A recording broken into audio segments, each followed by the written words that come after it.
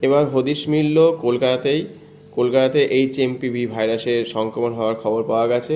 ব্যাঙ্গালুরুতে এই নিয়ে আরও দুজনের হলো টোটাল। কারণ একটি 8 মাসের শিশু ছিল, এরপর 3 বছরের শিশু, কলকাতার প্রায় 5.5 মাসের শিশু। এরা কেউই কখনো বিদেশে ভ্রমণ করেনি বা চীনে তারা ভ্রমণ করেনি, এবং তাদের পরিবার কখনোই বিদেশ ভ্রমণ করেনি বলে খবর সূত্রে জানা গেছে। এবং তারা মুম্বাই থেকে কলকাতা এসেছিল। বেশ কয়েকদিন ধরে সর্দি কাশি জ্বরে বাচ্চাটি অসুস্থ ছিল, এবং সে বাইপাসে একটি বেসরকারি হসপিটালে ভর্তি থাকাকালীন বেশ কয়েকদিন ভর্তি ছিল, এবং তারপরে সে আস্তে আস্তে সুস্থ হয়ে ওঠে এবং তাদেরকে ছেড়ে দেওয়া হয়েছে এবং তারা আবার মুম্বাইতে চলে গেছে। তারা মুম্বাই থাকাকালীন ওখানে চাকরি সূত্রে যায় এবং কলকাতায় তাদের বাড়ি থাকায় তারা যাতায়াত করে, এবং তারা আবার চলে গেছে। এই সূত্রে জানা গেছে যে ছোট বাচ্চাদের ক্ষেত্রে কিন্তু বারে বারে দেখা যাচ্ছে। এই সময় এটা ঘটে থাকে, বলছে যে শীতকালে যেহেতু পলিউশনের মাত্রাটা বেশি থাকে সেই কারণের জন্য এটা হয়ে থাকতে পারে। চীনে যেহেতু প্রত্যেকেরই হচ্ছে সেই জন্য একটা উদ্বেগ থাকছেই, তবে আতঙ্কিত হতে বারণ করছে।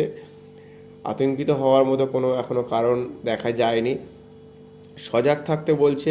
বাড়িতে প্রত্যেকে যাদের সর্দি কাশি জ্বর হচ্ছে, অনেকেই বাজার থেকে কোনো ওষুধ কিনে খেয়ে নেয়, তাই জন্য তাদেরকে বলা হচ্ছে যে সর্দি কাশি জ্বর যদি বেশি হয়, শ্বাসকষ্টজনিত যদি কোনো কষ্ট হয়, অবশ্যই ডক্টরের পরামর্শ নেওয়া উচিত এবং সেই মতোই চলা উচিত, এবং যেভাবে মাস্ক পরা উচিত, একটু দূরত্ব বজায় রাখতে হবে। বাচ্চা বা বড়দের যদি সেরকম সর্দি কাশি হয় বা বয়স্কদের সর্দি কাশি জ্বর যদি হয়, তার থেকে একটু দূরত্ব মেনটেন করার, একটু মাস্ক ব্যবহার করতে হবে।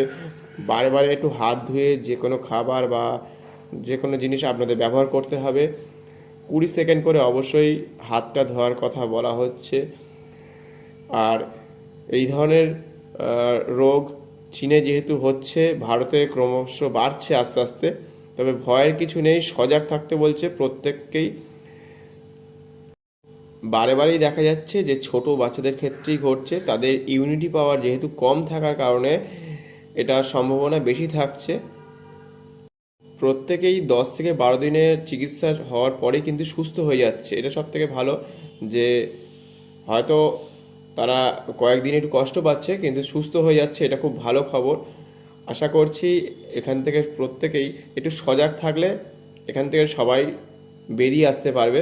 কোনো রকম ভয়ের কিছু নেই, সব থেকে দূরত্ব মেনটেন করুন আর সবাই আতঙ্কিত হবেন না।